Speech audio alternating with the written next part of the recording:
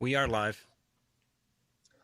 Hey, what's up, guys? This is our first ever live recording of the Found podcast. We'll start the show in just a second, but I just wanted to say hi to our live audience because we're so happy to have you here. Daryl, are you amped? Are you ready to Oh, go for I'm this? I'm so excited. And all these people are here. They're witnessing history, so like they should be It's excited history in the too. making. Yeah. Also, I replaced the baking element on my oven today, so I'm extra excited. I did it myself. It works. There's so many Curveball. reasons to be excited. Yeah, that was critical. I'm so glad that you included that information as we kick off the show. Uh, we have some amazing guests joining us today. We have Medley co-founders. They are a mom and daughter duo. We have Edith Cooper and Jordan Taylor with us today. Thank you, first and foremost, to the both of you for joining us. We're really excited to have you. Essentially, what's going to go down is that we're going to record this podcast, which will be distributed in a couple days, but you're going to get the sneak peek. You get to hear it first. And what's more, you also get to ask your own questions. So we're going live across a number of platforms right now. If you're in Hopin, then you can actually put questions into the chat that we will either pass along to Jordan and Edith, or we'll, if they're for us, we'll answer them. And then if you're on any other platform, if you're watching on YouTube or you're listening on Twitter Spaces or whatever, and you want to ask a question, just click the link in the caption and you can find yourself, find your way over to Hopin and ask those questions.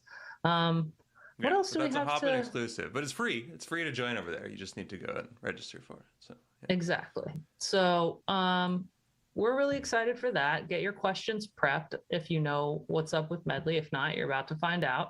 And then the only other thing I'll say before we start the show is, just in case you don't already know, we've got some cool stuff coming up at TechCrunch Early Stage, which is our event squarely focused on early stage founders, is going to go down in San Francisco on April 14th. It's our first in-person event since the pandemic started. Very, very excited about that. Yes. And we'll have experts from marketing, operations, and fundraising giving kind of like short presentations on some top tactics and insights that they know about those different kind of like startup core competencies. And then most of the time will be dedicated to audience Q&A. So come with your questions because they're going to answer your specific questions.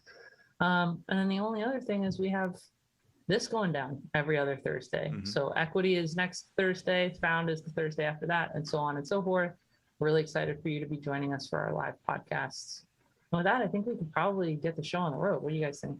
Yeah, so this has been our special bonus content for people who tuned in live, but then we're learn about Daryl's oven. You learned about my oven. No one else is going to get to know about that. We're keeping that a secret from everyone else. Only the live audience. Alrighty, cool. You gonna deliver us baked goods or something? That would be really I would love to. I would love to. I mean, come on. I don't know about cross-border shipping for them, but I'll do my best. I'll see about that. But this is where he starts to work Canada into the conversation. He can't resist it. He's Canadian. He's going to tell you he's Canadian several times. Like, good for you. Okay, yeah. We want to get a count in for the show, and Daryl can lead us out. We're going to start recording. Yeah, let's do it. Maggie, you wanna count them in? Sure. All right, so you guys are all ready? Everyone sounds good? Yeah. Mm-hmm. Awesome. Sweet. Found live in 5, 4, 3, 2, 1. Hi, and welcome to the first ever episode of Found Live. I'm your host, Daryl Etherington, managing editor at TechCrunch, and I'm joined by the professional to my coaching, Jordan Crook. I'm deputy editor at TechCrunch. Thank you for that, Daryl. Yes, I mean, it's definitely true. You're the professional. I do a lot of coaching of limited value to the team, but I do my best. But this is something really exciting we're doing. So we're doing live recordings. Typically we record these. No audience is present. You, the audience, are obviously present while we're doing this, which is great. And this is going to happen every other Thursday at 10 a.m. Pacific, 1 p.m. Eastern, and we'd love for you to join us. And on off weeks, it'll be our friends over at Equity, which is TechCrunch's other podcast. Slightly worse podcast, let's say. It's not this. It's just not. Nothing is like this. Not this is the best one. Yes, yeah. So in a regular episode of Found, Jordan and I talked to early stage founders about their experience building their company, But today, what's cool is that you can actually ask questions too. So it's not just us. You get to jump in, and we encourage you to do so right in Hopin. So we're broadcasting on other platforms, but if you go to Hopin, which you can find through our TechCrunch Twitter profile, you can register for free and join there, and then you can actually submit questions, and we'll be taking a look at those throughout the show. So also just another thing I wanted to remind people about before we get started with the official show, TechCrunch Early Stage is coming up fast. It's April 14th. And that is the ultimate educational event for startups in terms of just getting advice from the people who have done it about operations, about fundraising, about tactical advice, about everything. And there's Q&A there too, so we really encourage audience participation in that. It's a great chance to get questions answered by folks that you never would normally be able to. So we also have a special deal for anybody tuning in today. We are offering 25% off a subscription to TechCrunch Plus. So if you don't know what TechCrunch Plus is yet, I feel bad for you, but you can still turn it around. You can go find out right now. It's not over. TC Plus is our premium product. And what you get there are deep dives into the industries and the investors that you're interested in. And you can go subscribe over at techcrunchplus.com. That's the easiest way to get there. And then just go ahead and enter found at checkout, so the name of this podcast, and you'll get 25% off a 1-year subscription. That's a big deal. Yeah, big time. All All right, right, let's get into the fun part. What do you think? Yes, I'm ready. I'm super excited about our guests. I've covered Medley a couple times now, and I always have the most fun talking to these two women, Jordan and Edith. Edith is a big golfer like I am, so I love that. And I thought maybe the right place to start was if you could just give us a high level. There's a reason that Daryl said the professional to his coaching. I thought one of you could kick us off and kind of just explain to the audience what Medley is for folks who don't know yet. Absolutely. I'm happy to kick it off. And thanks again, Jordan and Daryl, for having us. It's our very first live podcast too. So who knows what's going to happen? It could get weird. But Edith and I have been building Medley for the past 3 years, and we are creating a membership community of people who are excited to come together and invest in their personal and professional lives. And so the way it works is people join Medley. We match them to a group of 6 to 8 other people who are there for a similar purpose, such as navigating a career transition or looking to level up on their leadership or just looking to get some perspective on their day-to-day. Honestly, that's a big reason why people end up joining. And the groups meet with one of our certified coaches. And so we take a super holistic approach. We have seen, now more than ever, especially over the past couple of years, there's pretty much no boundaries between work and life, at least for Edith and I, who's also my mother. There's definitely no boundaries between work and life. But we really try to create an open space where people can take a good hard look at what they're trying to get to in their work, in their life, and everything in between.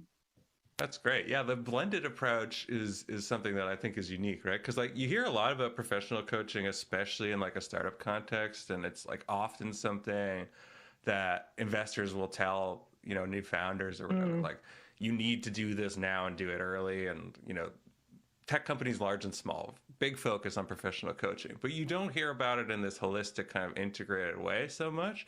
And also this approach that sounds like I have a friend who has run MBA programs for professionals at a couple different schools. And it has that aspect to it too, where it's a group of people who are in similar situations, perhaps vastly different in a number of ways, but similar in some ways, right? And they get together and they go on trips and they do case studies and stuff and learn from people in the business, but also from each other. So you have that element too. So it sounds like it's a really comprehensive approach, but what led you to come up with that kind of way to go about this? Well, I can start, and then Edith can chime in, and we can share about how we ended up doing this together. But it's funny you mentioned the MBA experience. Something that I had experienced in my early 20s, and now I'm in my early 30s, so about 10 years ago now. When you transition from school, whether it's high school, college, into the real world, you really have to be intentional about crafting your community, and you really have to create support systems for yourself. When I was navigating that transition, I found it incredibly, incredibly challenging. And I had been used to having all these people around me with so much shared desire to grow and to learn. At least that's what I found in my college environment, that I didn't have a space where I could take a step back and where I could really take a look at what I was dealing with and the decisions I was making and be really vulnerable with other people. Mm-hmm. And so I actually ended up going to business school. And one of the most impactful classes there was this class called Authentic Leadership Development. I signed up for the class, thought, okay, leadership development, I'm going to learn how to manage people. I'm going to learn how to, inspire others. And we spent 2 hours a week in small groups. The content and the focus was really not anything that I was expecting. It was all about digging into people's personal journeys, the challenges they've overcome, their unique set of values, how they wanted to impact others. And that just sort of sparked an instinct of like, wait a second, life is so much more than just, this career ladder that not everybody, that many people are on, because many people also aren't on that ladder. And now you see a lot of people crafting different paths for themselves, which we love and support. But space for real authenticity, real openness, that's really hard to come by. And so I had graduated, and it was sort of this kismet moment of timing with Edith and I. And I've been calling her Edith for the past 2 years now, and she still sometimes winces. And it's really weird. It's weird. It feels weird to me, and I'm not related. Really weird. We've been on the phone so many times, and every time you do it, I'm like, she's your mom. You call her mom. I know. Call me mom. Let's just do it. Let's just do it for fun, Jordan. Like for this group, let's just call me mom. Okay. Call me mom. I'll call you mom if you want. I mean, exactly. Thank you, Jordan. You're welcome, you found a better Jordan. You found a better Jordan to deal with. But so I was talking to my mom. I was talking to my mom at the time, and I was telling her, and I was telling her, I was like, Mom, I really see something here. There's something in groups. Like a lot of people have these groups in their lives, whether they're formal or informal, structured, unstructured, and they're existing in these different spaces. And I feel like so many more people could benefit from this, but I don't know what the business is. I just know there's something here. And after one of those conversations, she had left Goldman Sachs in 6 months prior. She had heard me, I think there's something here. I don't know what it is. I'm not going to get a job. I'm going to work on this after graduation. And, she called me back after one of those conversations, and I thought she was going to say, okay, so you really need to get a job. And instead, she said, you know what, Jordan, this ideation that you're going through with Medley, this instinct that you have around how important it is for people to have space to connect, to be open, and to just get some perspective on their lives is really in line with what I care about and what I've done in my career. And, when I've gotten to know many of people who have worked with Edith, my mom, in the past, and they describe her as her superpower as being able to create space for people. And more formally, she was running HR at Goldman, and she was responsible for the coaching org there.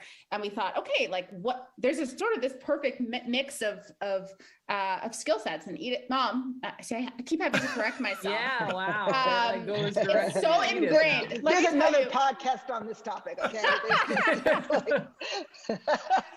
But it'll be a Saturday night. I'm out to dinner with my parents, and I'm like, so Robert and Edith were telling me, and people are like, what? Except what is you don't she call doing? Dad Robert. You So you said you wanted Mom, to be real. Go ahead, and why don't you share your side of how it all began and what drew you to dive into the startup world after a 30-year career? Because Jordan, you're coming from the perspective of like, oh, I was in school and like this is what I saw there, and yeah, Edith, you're coming from the perspective of like, oh, I lived this for decades, right? I've seen this firsthand, and I've seen how it is right now, and where it's deficient, I guess, right?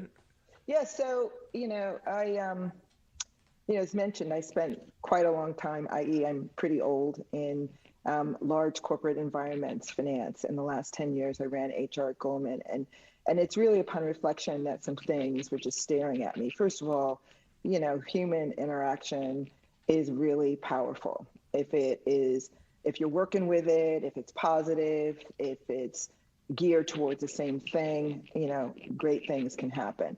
But often it's just okay for some. And the reason that I've experienced that is because culture and people tend to sort of center around the common denominator. And if you're not part of that culture, you have to work extra hard at that. Coaching has always been applied in a corporate context to fix typically things that are not great, or people who have been X and you want them to be X plus Y. And that's why you mentioned, Daryl, earlier, that people apply coaching to startup founders, especially as they go from startup to growth phase, et cetera. And there is really significant opportunities there. But the thing that most people as leaders, as humans, have to figure out is, how do you actually connect with other human beings in a variety of different contexts? And I found personally that, you know, my open door policy, which I've always had my whole career, was limiting, right? Because like I couldn't just spend my whole day on one-on-one meetings. So I started experimenting with, you know, welcoming people into conversations and suggesting that they bring 4 or 5 people. And in that context, I was able to meet with these small groups on a more frequent basis, but there were requirements. Don't bring other people who are in your same job. Don't try to find people that you don't particularly know, but you want to learn and grow with and from, and be real, because that's what this is going to be about. This isn't going to be about how to get that next job, because in my role, people would often want to talk about that. Right. And what happened over time, Daryl and Jordan, is that like over 2 or 3 meetings, people like didn't even really focus on me. And there was a moment of like, wait a minute, like, aren't you here to? No, actually they were here for each other. And so as Jordan was formulating this idea of Medley, which is different people, because we're all different by definition, coming together in a curated way with a coach to meet on a frequent basis to learn and grow with each other. And so, it's what I deeply care about. It's what has always driven my thinking. How do we really create these more powerful connections with people? And Medley has done that. Now, we started out with a belief, because it's been 3, maybe 4 years now, Jordan, since our first conversations, that it needed to be live, in person, because that's what was lacking. We were all trafficking on different social sites. Well, that didn't really actually work out, because we were going to launch just as the pandemic. But it's been incredible, because what we've realized is, yes, in person and live is wonderful. And it's really cool that you guys are returning to live in your conferences, soon. But really what is most important is like, what is happening in the way people are actually connecting or not? And what does it feel like when you're having that real authentic conversation in a trusting environment?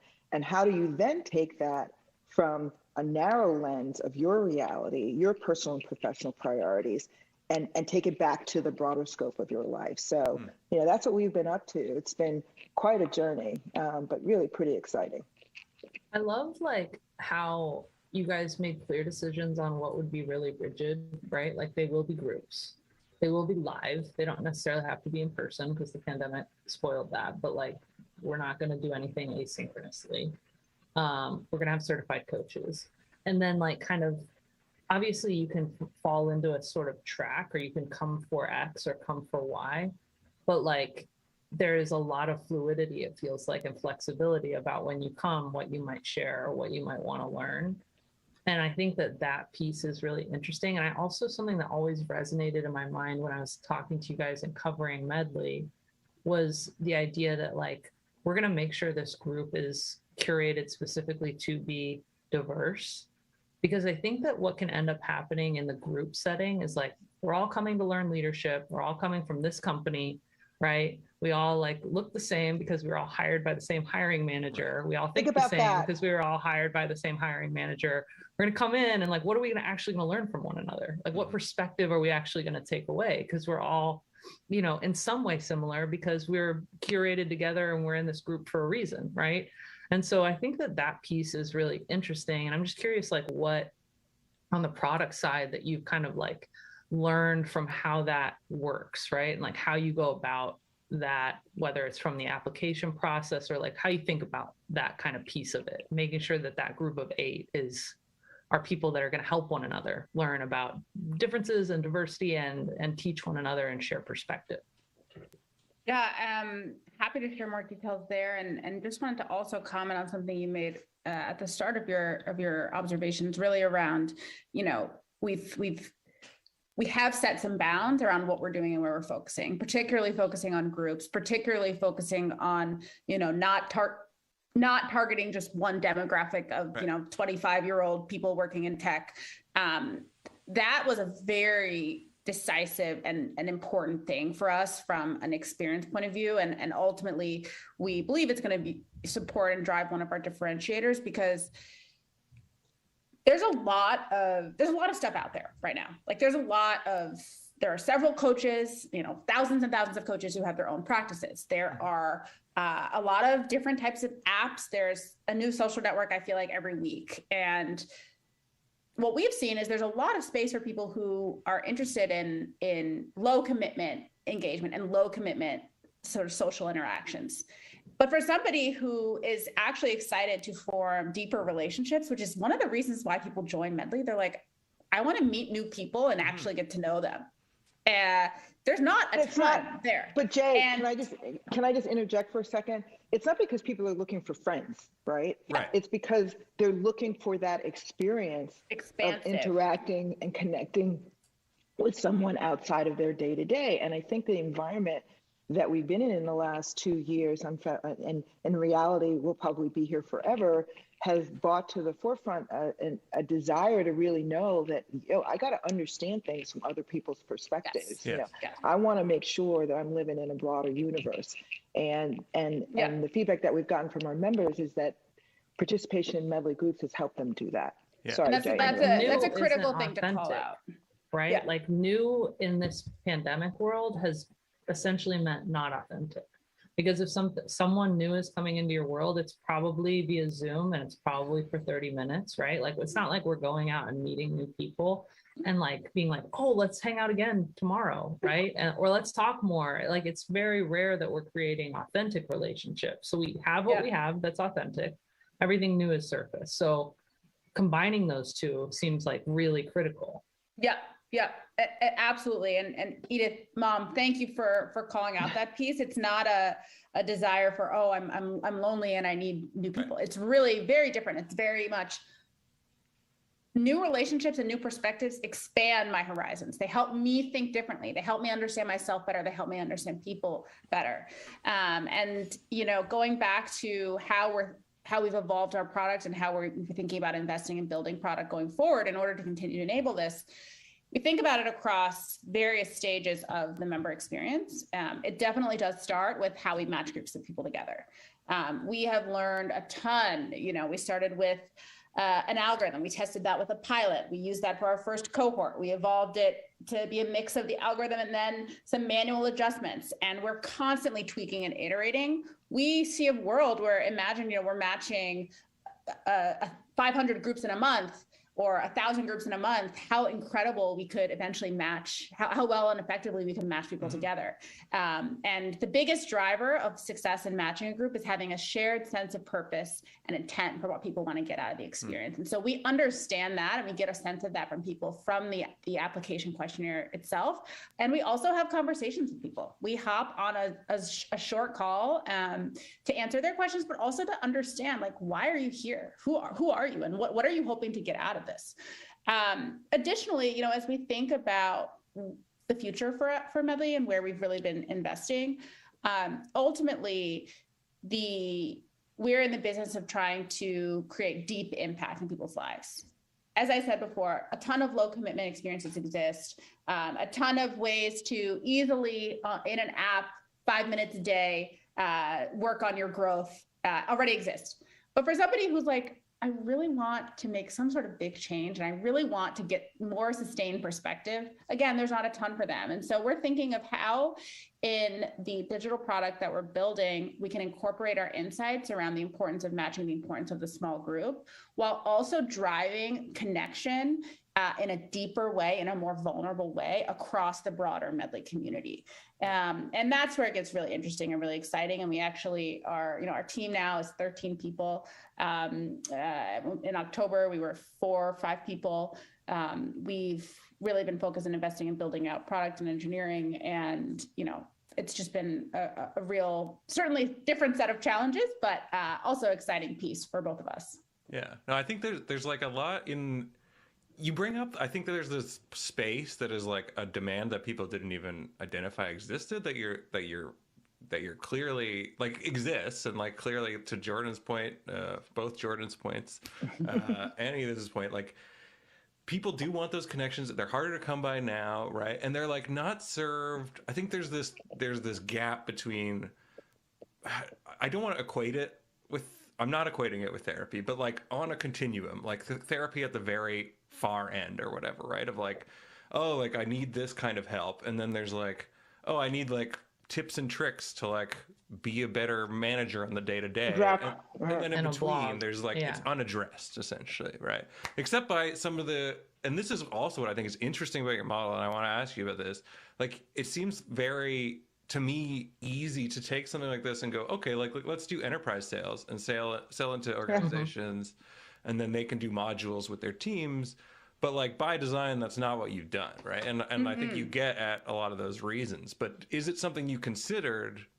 Like, do you consider it as something to explore in future? But how would you do it while maintaining, or is it even possible to maintain that? I'll let you take that. Yeah, and I give myself a minute because I could. This is like, you want to get me going. This is the topic, and the topic really, I have to say, I look back. Long ago, i.e. 5 to 7 years ago, in the corporate enterprise world. And I think at that time, and still, people spend a lot of time, leaders, and I was one of them, talking about culture and how important it is. And at the same time, to Jordan's point earlier, we were hiring based upon a pretty defined set of criteria. And once you got in the door, often your success was dependent upon your ability to meet sort of the cultural norms of that organization, which historically, to be quite frank, required you to like show up. Edith would show up into the building and become Edith in this sort of arena of, work Edith, et cetera. But what was happening, and which has gotten turbocharged over the course of the last 3 years, is that people really don't have an interest in that kind of shit anymore. They're like, yo, I am one person. See how I talk now? Like, I don't talk. I'm like, it's the new, like, I am one person, and I'm not really interested as an employee, as a human working in organizations where I really can't, one, be authentic. And I remember the first time someone asked me that question, can you bring your true self to work? And I had a wonderful colleague at the time. I kind of came up with some mumbo jumbo, and she pulled me, it was in an analyst thing. Could you say that again? Is it your watch? Mine does that all the time. That's not for you. But it was like, we need to really like think about this. Why are people asking those questions? And so what we see happening now is that there is this incredible opportunity where people are coming to work and wanting to be, humans at work, which means they're really interested in organizations that understand them, and the fact that they are living in a personal and a professional identity. And for so many organizations, whether people were working remotely or had to work in person, we all prove that we can do that. We can get it done, and actually get it done far beyond our expectations going into it. And so, from an enterprise leadership perspective, we've been really excited about the conversations we've had with companies who are saying, hey, we've got to figure this thing out. We have to understand what it means to lead people.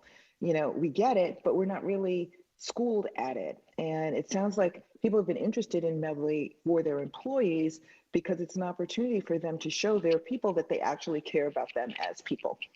And in doing that, they're meeting them where they are.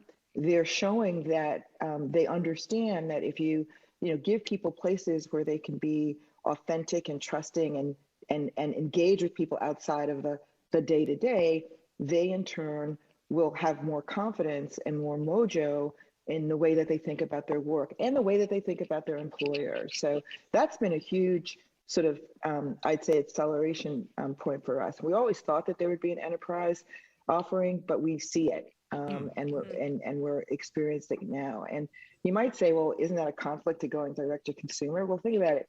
Like, we want individuals who are part of Medley to think about, their companies as being really important places to work when their companies pay for Medley. Yes. Yeah. And so we see a lot of momentum in that area.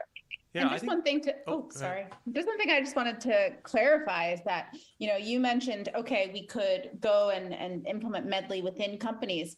Companies are actually more excited about sponsoring Medley memberships for our broader community, because they recognize that in order for people to really feel comfortable, to really be open, and to really do some of the growth and the work that they want to, it's helpful to not be sitting next to your boss when you're sharing about something that you're working on. And so that's been really interesting for us. We're really focused on creating connectivity of all these incredibly growth-minded, eager to learn people across various industries, across various companies, so that, they can get that perspective. Yeah, I think that's the most exciting thing to me, is because it's not like, it's like Web 2.0 or whatever. There was this effort to include the identity of people, I would say, in the organizations, but it was not that. It was like a false flag version of that, where it was like, come to our thing and become one like our us. Person. Like you can bring your identity here, but we're going to subsume your identity to the larger identity, right? Like you're going to become a Googler or whatever, and that has a certain set of connotations and meanings, as opposed to like bring your whole self to it, and then we will adapt to your whole self, which is what it sounds like it's moving towards, which is nice, right? Yeah. I think that the idea of like, I love the fact that it's more popular among enterprise clients or within that world to offer your employees Medley as a benefit outside of like some sort of corporate training. I actually think like there's so much leverage right now in the hands of like human employees, right? Where like we have the Great Resignation, we have this talent shortage. And I think there's also, we've talked about this several times, Daryl, across different podcasts with different people, but like there's so much desire from people to say like, I don't want my company to misalign with my values. Like this is what I spend at least 8 hours a day, 5 days a week at the very minimum doing. This is what pays for everything else that I do that is a representation of my values. Mm-hmm. And how could I let that percentage, that massive proportion of my life be dedicated to something or people that I don't align with and that aren't a good representation of my identity? And so those things combined means that like, workplaces are having to change the way that they think about it, right? And I think Medley is swooping in and saying like, hello, the time's right. Yeah. Here we are, which is cool and very exciting. I'm curious if you guys are ever go to be in a group, be in a Medley group. Like, I mean, not just like as, like, oh, we're dropping in for quality assurance, like the boss is here, right? But like go and actually be a part of a group and like do it regularly for yourselves. Yeah. Go ahead. Go ahead, Jay. So neither of us have been in a formal Medley group, but I have two groups that I'm a part of that are unassociated with Medley. So I have my own Medleys in my life. I have a group of women that meets every month. Actually was affiliated through my business school.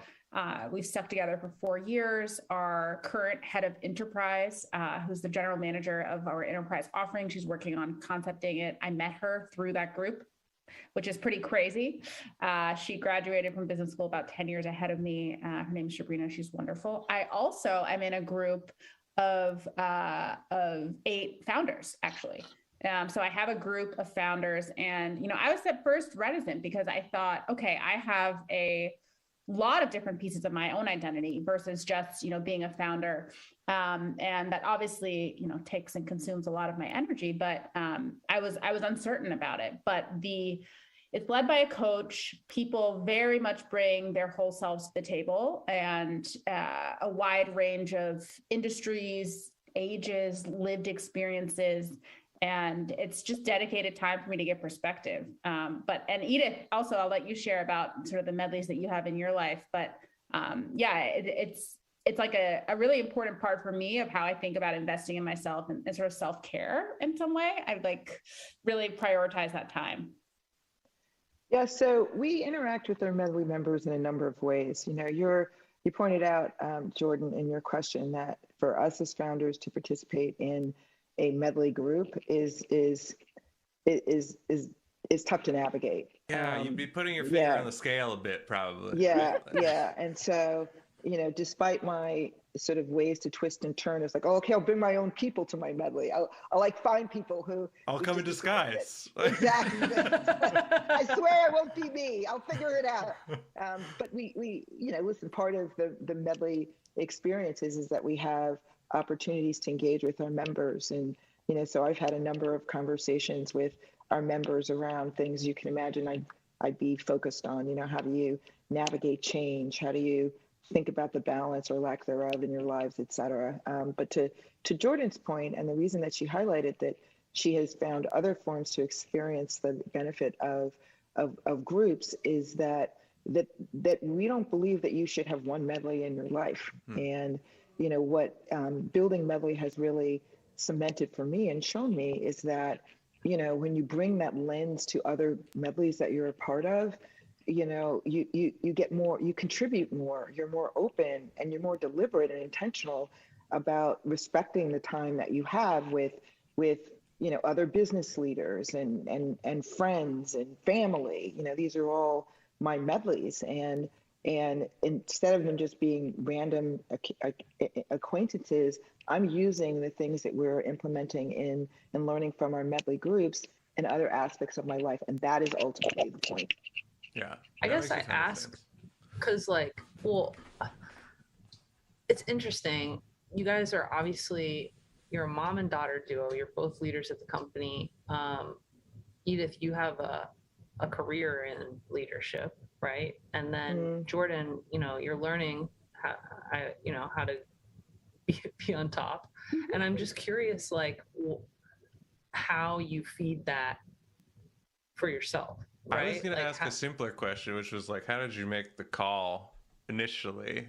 Did you toss a coin, or how did you make the CEO call when you first did it? That is a simpler question. I wanted to lead into the complicated question. I'm nuancing it, Hey, there was no coin cost. It was hers to begin with. It was hers. We didn't even talk about it. Because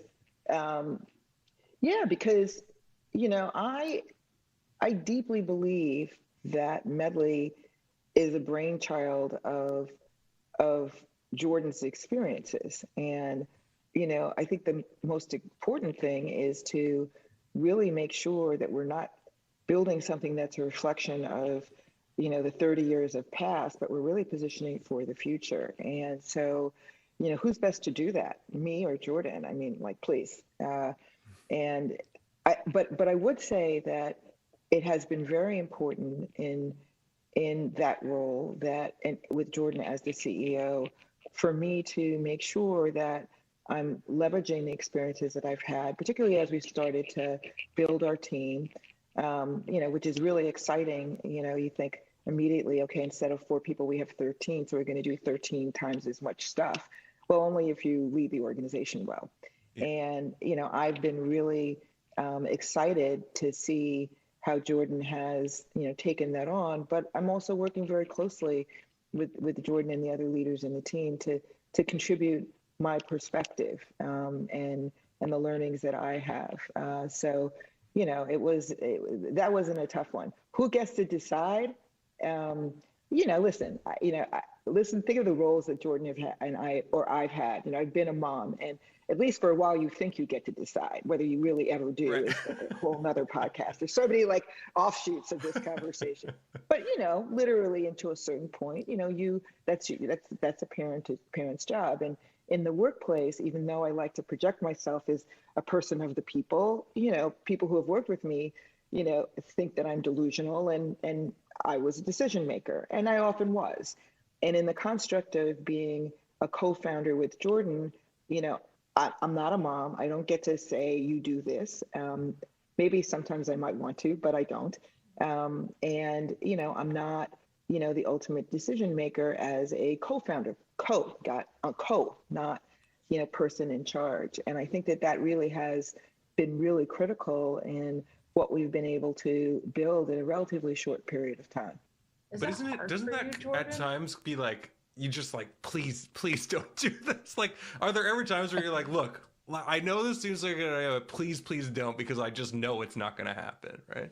Yes. Yes. Yeah. Yes. Wait, And so, just, yes. but Jordan, I want to hear your perspective, because like I'm just imagining being the CEO of a business that my mom and I co-founded, and even if my mom was like Edith and was like, you know, I can avoid doing this, or kind of like momming my way through this. Oh, that's good, I Jordan. still- Momming my way through it. Yeah. I still, like, one, am desperate to please and make my mother proud, and two, I'm just used to listening to her and used to asking her advice on things. So I can't imagine, I mean, I'm not saying that you don't ask your mom advice, but like, if you did and hers was directly against something that you think would be the best call, it would be almost impossible for me to be like, I trust Jordan over my mom. I would always be like, okay, mom thinks, and she'll be happy when like maybe I'm just like a mama's girl. I am a mama's girl. I'm not going to say maybe. I'm definitely a mama's girl. But like, is it hard for you on the Definitely other side hard. I mean, you said at your core, you just want to make your mother proud. All I want to do is make my mom proud. And when she's, if something's wrong related to me or not, I feel it.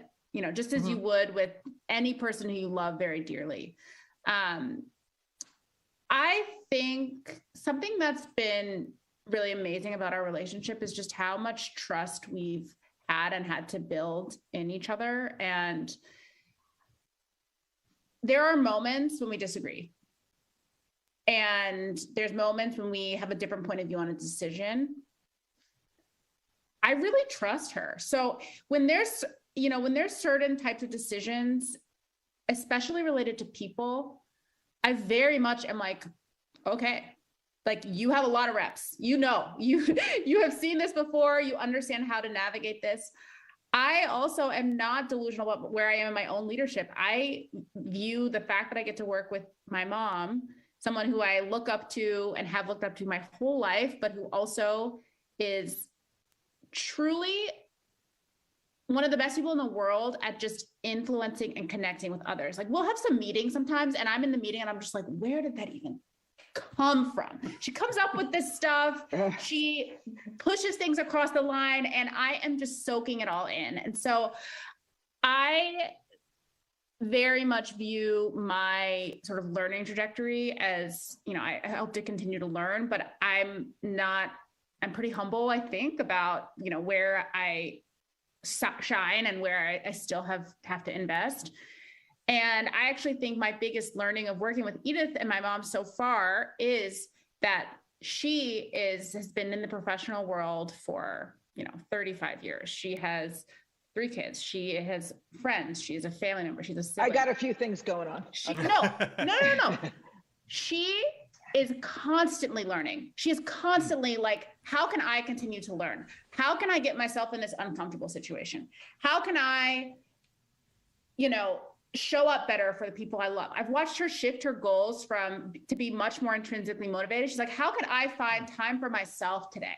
And she's constantly, whatever it is, it's this just like desire to keep learning, to keep strengthening her relationships, to keep showing up for people. And that has been for me, it's almost comforting because I see her and I'm like, you know what, this learning is never going to end. And so I'm constantly trying to push myself and put myself in challenging situations to be way more vulnerable than I want to be with my team, to take risks that I'm scared of and try things and ask for things that I don't want to ask for. And I think that's really my main takeaway. And the truth is, sometimes I'm not right. And I think it's really important to have enough humility, or quite frankly, honesty with myself that I may be 150% certain, and I don't want to be working with Jordan in a way that if I say go, she goes, because then what are we doing here? I mean, and so, because we're building a new category and in a time that's so different than some of my experiences. And so, there are times that actually turn out to be right, but it's learning for both of us. And that's great. Yeah. I think my partner has a 14-year-old. And one of the things that I've learned and being in the house and you know, trying to like pseudo parent is Danny, my partner, always says, I really want to say when I'm wrong to Skylar as much as possible. Because if I'm never wrong, then how's she going to feel about being wrong about Yes. something, right? Or making a mistake. And I was like, it's like never even occurred to me with my mom, right? She's just got to be right. Even when she's wrong, she's right, right? Like that is just how we grew up. And it was such an eye opener to me. But I think that what you said, Edith, is so important because it's like when you're wrong and Jordan gets to see that, it's like, okay, but it's okay, right? Like people are wrong and that's okay. You're going to be wrong too. Which I think is like a really, really important thing. But I think for like one thing you said, Jordan, that I was like very impressed by, but also kind of like, oh yeah, I guess so. But to me, it would go the other way. Is like you see your mom constantly learning and adapting, and you're like encouraged by that. Whereas I think I would be more like, yeah, like wait how a minute, are we not done yet? You never get anywhere. You never get to the point where you're like, sweet, I did enough. I'm good now. I feel confident. I know what I'm doing. Everything's great. That never comes. So that's good. You know, I think her priorities certainly have shifted. Like, to be clear, you know, she's not like, oh my gosh, I need to be burning the midnight oil, responding to email. I need to be as productive as I can be. And like, let me read this productivity hacking blog post. Like that is not how she's striving and learning. Right. For her, it might just be a conversation with someone unexpected where she learns a very like nuanced story about someone's life and it makes her think about something. For her, it might be, you know, constantly just like blocking off time for herself because she's such a giver and watching her continue to just like work on setting boundaries. And so, you know, I say it's like, yes, you know, it's like, are we on this rat race that never ends? I think what I've seen is that she's not on the rat race. She's actually just still being thoughtful around creating a path that's nourishing for her and nourishing people around her, and just remains, she like still has this deep curiosity about people and believes that she has something to learn from everyone. And that's something that I also really, I mean, I like treating people with respect, showing up to conversations with openness, understanding that everybody has a story. You know, those are things that, you know, me and my siblings, I have two brothers and a dad. It's funny, people, it's like, yeah, we have, you know, the rest of the family. Do they feel left out? Sometimes. But, you know, can I tell you, this is like real talk here. I have to tell you, there are times where I feel like I'm still on a rat race because the path is not defined, you know? And so, you know, when you have a significant role at a large organization. I mean, I, with my colleagues, you know, in HR, are responsible for the hiring, investment, et cetera, for 34,000 people all over the world. And, you know, you might define that as the ultimate rat race, but, you know, there's a cadence to it, right? You work within the boundaries of a culture, you work to change the culture, you work to innovate, et cetera. But, you know, there's guardrails with respect to things. You know, now I have, you know, an opportunity to really change and create a conversation around what it means to have a Medley in your life and touch people's lives in a very different way that I deeply care about, but it's still pretty amorphous. And, you know, it's fueled by early conversations that we had with Jordan, and shout out to Jordan for like, you know, really like saying, what are these two women doing? And let me, like, it's not an app, but I'm going to talk to them anyway. And, you know, I have other, so I think why I'm sharing this is because I think it's really important to note that, you know, the startup world is and building a movement and organization is a rat race. And it's really important to figure out how you define things so that you can feel like you're, you know, being productive. And it's taken a little bit of time for me to figure out how to do that. Yeah, I think case in point, you mentioned this the shift to remote, right? Like because of the pandemic. Like it does strike me though, like after hearing about everything else about how you think about the business, like it's perfect. It's perfect for it, right? Like it fits so perfectly with remote, but you would have had to learn that the hard way essentially, right? Because it was like it wasn't something you chose to go into, but like for I don't know if Jordan feels this way, but like TechCrunch Jordan. Me, Jordan? But you know, for us, we've worked a long time remote, like for TechCrunch, and the big danger that I've identified in it, and like something that I've had a lot of difficulty getting over, is that it can very quickly start to feel like a single player game, and you can lose perspective on like the people in Slack, the people on email, whatever else, are real people, like whole people with full existences, and like you need that perspective, and it's very hard to get that perspective just strictly from work and working relationships. So that's why it seems so apt, right, that you would like be addressing remote by necessity. But like that must have been such a hard pivot to go into, and like especially, you know, your backgrounds weren't necessarily in remote previously, right? So like how was that adaptation process, and like how did you personally, both of you, come to grips with that? It was hard. I mean, the pandemic, and you know, the first few months from March to June 2020, I believe, are one of the most dramatic periods of consumer behavior change that we'll see probably in our lifetime. I mean, who knows? There might be another pandemic, but honestly, the people went from spending time outside their homes every single day to, you know, their whole lives being within the four walls, right? And so we saw just a huge shift in the willingness that people had to engage openly, authentically, online, actually. So beforehand, people had association with online experiences as being inferior, as being lower quality, and as soon as, you know, the ability for people to gather was just taken away, people had no choice but to be open to really showing up online. And so, you know, that was the first thing that we thought of when, you know, everything started to shut down. Our first worry was, but wait, are people going to be real? Are people going to be vulnerable? Is this even going to work? And so we had some free sessions that we put on with some of our coaches, because we, you know, we're a month from launch, and, you know, people were opening up with strangers, sharing parts of their lives, learning so much from the coaches. And that was a really strong signal for us. And then we quickly realized that the ability for us to bring together people from different locations actually enhanced our ability to bring together people from literally different places and different perspectives. Right.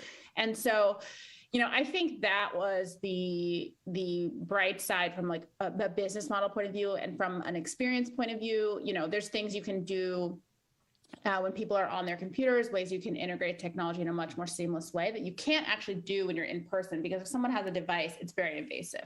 Yeah. So I think that was a positive. I would say on the more personal and more challenging side, you know, I found the year 2020 to be very, very challenging. I really struggled from, you know, I became very depressed towards the end of 2020. And I would say that was probably a hard part for Edith and my mom and my relationship, because I was really, really suffering. And it's honestly hard to describe what serious depression is like. Symptoms that I didn't even know were related to depression. I had no motivation. I couldn't think. Going for a 5-minute walk felt impossible. I couldn't focus. I couldn't sleep. The physical symptoms are things people don't really know. Or but also, can I just highlight, like, this is the world that we live in. I mean, the reality that Jordan is so forthcoming with, you know, the mental stresses and realities. I have to say, you know, I don't think that was as comfortable for people to be so open about the realities of life.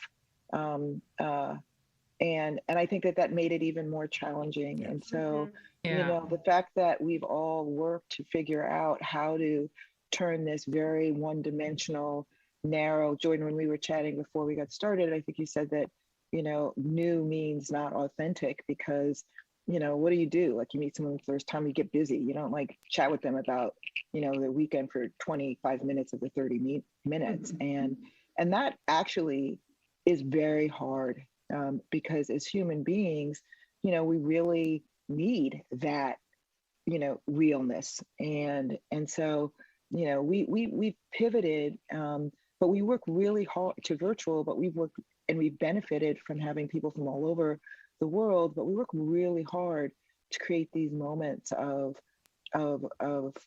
trust and authenticity. And we talk about, and people share what it's like to take that back to real person. I just came back from London yesterday, the first international board meeting that I've attended.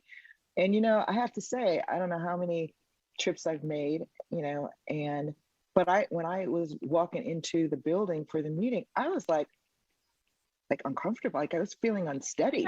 Like, weird, right? I don't know that, like, hey, how, like what's that chit chat going to feel like? I don't even know. Two of the people on the board have been on the board. Like, I don't even know, like, I have anything interesting to share? Like, oh my gosh, I have like on a full set of clothing, not just a nice shirt. Anecdotes. Yeah, it's like, exactly. Anecdotes. The weather is great. Yes, right? the weather. No, it's not so great. What time was your flight? But we got through that pretty quickly.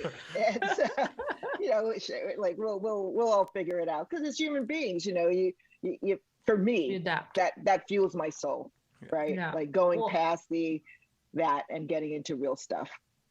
I do think, Jordan, it's awesome for you to share what you were going through. I think it's very clear that you're not alone. I know I never really suffered from anxiety in my life and was really struggling. Things that I didn't really understand when people said, oh, I have anxiety. I was like, why? For what? Right. And that just hit me how not empathetic I was being.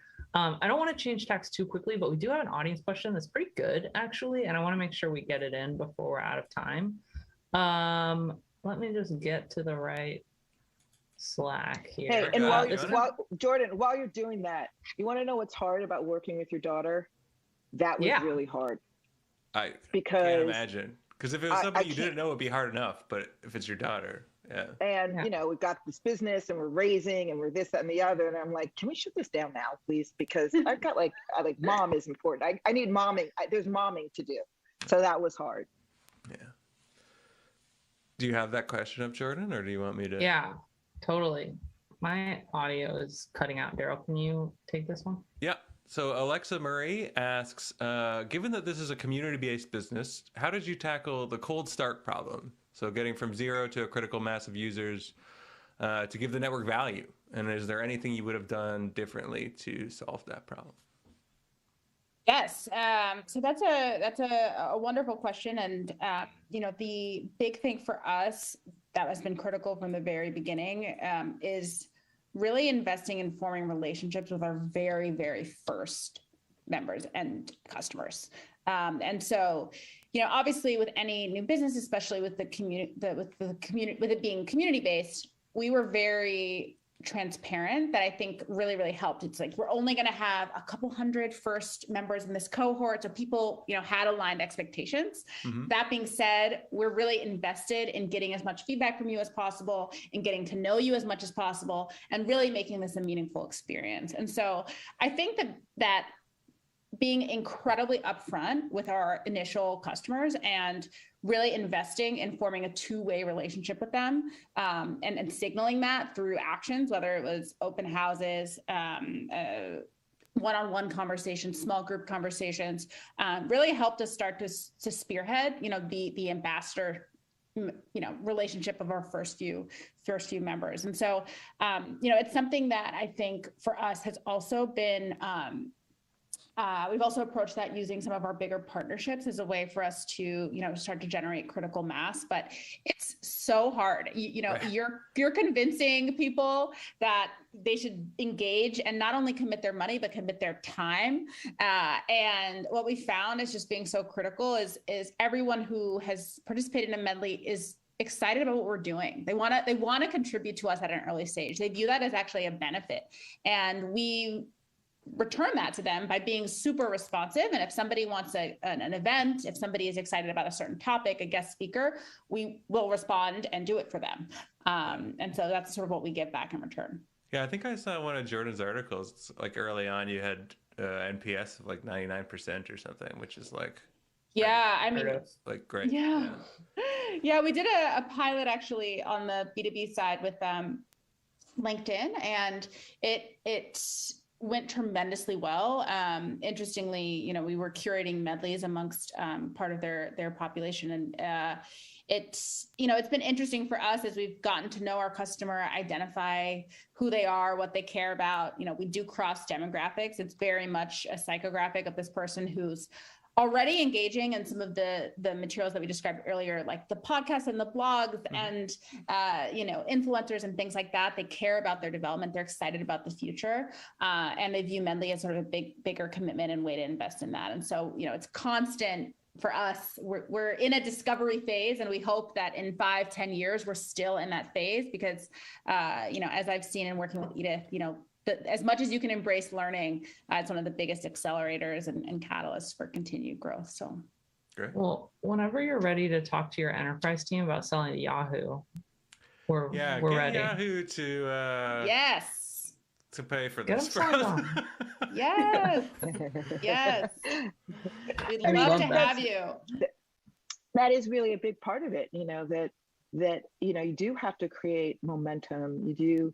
We're appreciative of opportunities like this that you, Daryl and Jordan, have created for us to talk about it, because when we talk about Medley, you hear why it's really important. And so, yes, an intro to Yahoo would be great. Yes, everyone who's listening in now live or later in the podcast, we'd love to hear from you. And we'd love to have you consider Medley and your companies consider Medley, because that's when we turn from an important series of number of members to something that is really going to really change the way people interact on a broader scale. So let's spread the word. We appreciate it. That was such a classy plug. I'm all about it. I wish I could plug things like that. Was it all right? She's It was good. No, it was. Okay? I mean, you good. are special, Edith. I can't wait to play golf with you. Exactly. Man. Well, we're gonna have to get you out of Pennsylvania if we're gonna do it anytime soon. So hey, we can summer golf in Pennsylvania. Okay. Oh, that's true. Yeah. Okay. We got a lot of golf courses around. All right. Well, I think that's time on the podcast.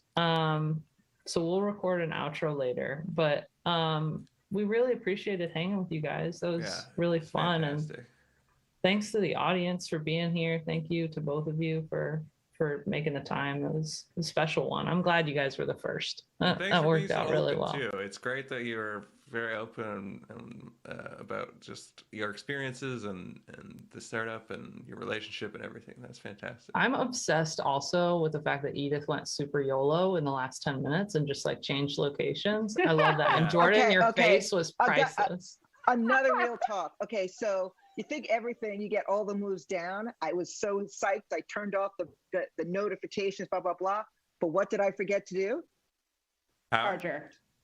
Yes. Amazing. I loved it. All right. What is she doing?